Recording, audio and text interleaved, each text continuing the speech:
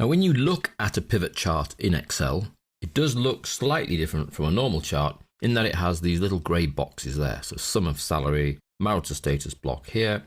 And if we were to drop another field into the legend area, let's drop department in there, then you see you get another block here. If we then add in another field to the report filter area, so let's put the gender in there, then we see that as a block as well. Now that's not a problem because it allows us to control and edit and filter our pivot chart.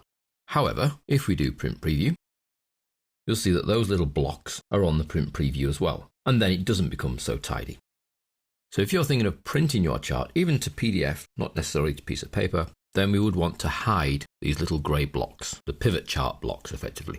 Well, those can be hidden by going to the Pivot Chart Tools ribbon and then Analyze, and over on the right you can see Show Hide Field Buttons. Now there is a drop down to choose between the 4 field buttons to hide.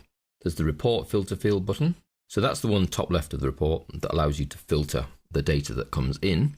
Show Legend Field buttons, so in that case that's our department one. Show Axis Field buttons, that's the marital status one. And then Show Value Field buttons, that's the little grey bar that says Sum of Salary. Now you can turn these off individually, so I could turn the Axis grey button off, or I can hide them all in one go by choosing Hide All, in which case they then disappear, and now it really does just look like a normal chart rather than a pivot chart.